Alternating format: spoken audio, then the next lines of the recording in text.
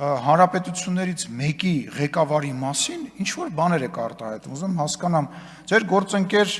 Արտուր Վանեցյանը Պու խմբակցության նախկին ղեկավարը մոտ հարաբերություններ ունի, դուք Ռուսաստանի պետականության հետ կարծես թե որևիցե խնդիր չունեք, դուք ինչ է, դուք քաղաքական գործիչ եք, դուք բլոգեր չեք, ասենք, ով ինչ ասի, խոսա, դուք կարգալույծ արված ինչ-որ մարդու մասին խոսքերն եք արտաբերում, օրինակ եք բերում, բայց դուք ազգային ժողովի պատգամավոր եք, դուք ձեզ թույլ եք տալիս վատ երանգով խոսել երկրի ղեկավարի մասին, ինչ եք խոսում երկրի ղեկավարի մասին, վատ երանգով, ինչ-որ վատ բան կա, Կադիրովի հետ կապված ինչ-որ կարծիք ունեք, դուրս եկեք ասեք, դուք քաղաքական մարմին եք ներկայացնում, չեք տարբերում ինչի մասին եք խոսում, այդ նույն չտարբերելով բանին, կտրիչին նույնականացնում եք եկեղեցու հետ, այդ մարդը ու եկեղեցին տարբեր բաներ են, չեմ ուզում շատ խորանամ և մի պատասխանեք, ասում է, ով քաղաքական գնահատական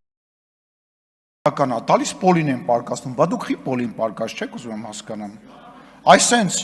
դուք ձեզ չեն պարկասնի վստահ եմ, բայց դուք ինչի պոլին պարկաս չեք ուզում, ժամանակի հարց է, 2018 թվականից 7 տարի և այլ հետ, 7 տարուց մինչև պատերազմը դուք մեր հետ եք եղել, բա ում հետ եք եղել, այն ամենասկզբից էլ մեր հետ չեք եղել, կարելի էր կանխատեսել, գիտեք ինչ, ես մի րոպե, ես ուզում եմ անձերից վերանամ, ես ուզում եմ հասկանամ, թե մեր ընդդիմությունը, մեր քաղաքական դաշտը, ասենք ինչ հայրանից ներկայացնում, ես երեք մի քանի բան մոռացա ասեմ, հանրապետական ներկայացուցիչի, որ խոսում էր բանի մասին, որ վարչապետը մոտենալով ԱՄՆ նախագահին ասել է բարև ձեզ, ներկայացել, ասել հիշում եք ես ինչ մարդն եմ, ուզում հասկանամ ձեր տրամաբանության մեջ և դրա մեջ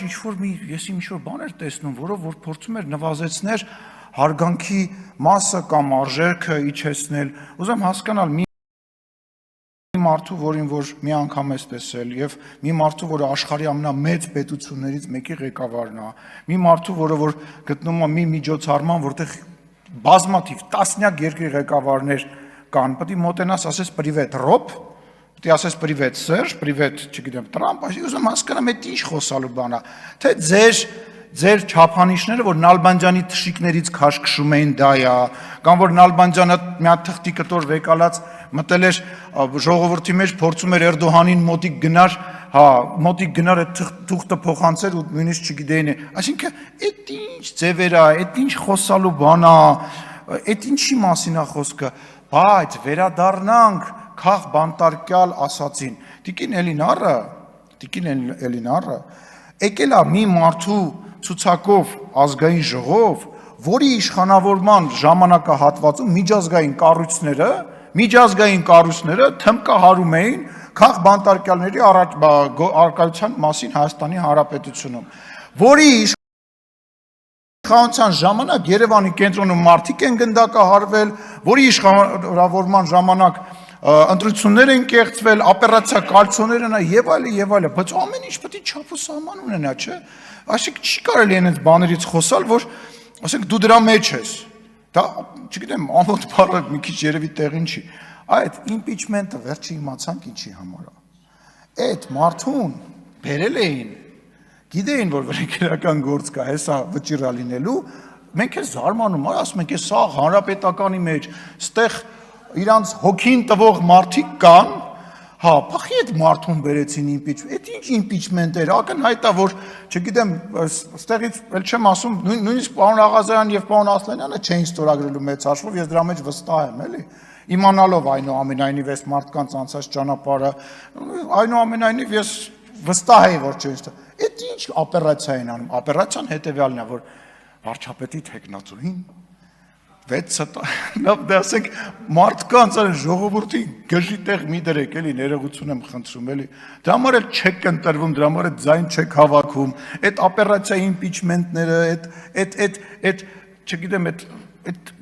չգիտեմ ինչ բառ ասեմ, ասենք ամոթ է, էլի դուք ապացուցել եք երկու խմբակցությունով, որ երբ որ դուք պետական լծակ չեք ունենում,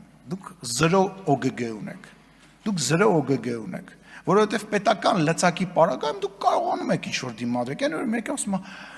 Վաղը միսօր ընդդիմություն եք դառնա, դուք մի մտածեք, մենք ընդդիմություն ենք եղել, ընդդիմության մեջ ենք ծնվել, տապալել ենք ձեզ բոլորիդ, ձեր պետական ռեսուրսներով, հեռուստաալիքներով, ԱԱԾ-ներով, մնացած ոստիկանական զորքերով, մարդկանց վրա կրակելով, մարդկանց բանտեր նետելով, տապալել ենք ձեզ, այ բոլորիդ այսենց, ու հաջորդ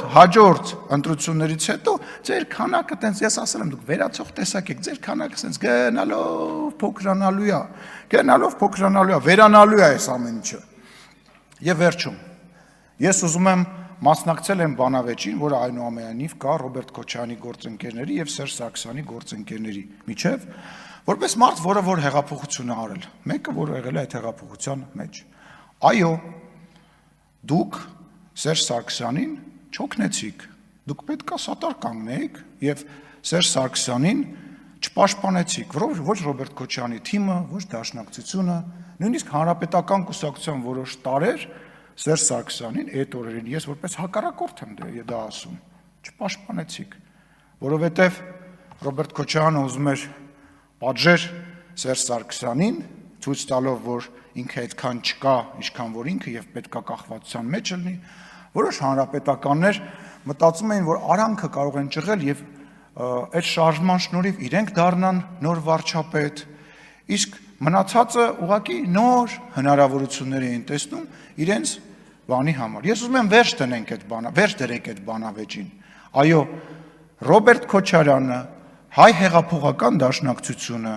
եւ Հանրապետական կուսակցության որոշ տարեր, որոնց անունը Սերժ Սարգսյանը լավ գիտի,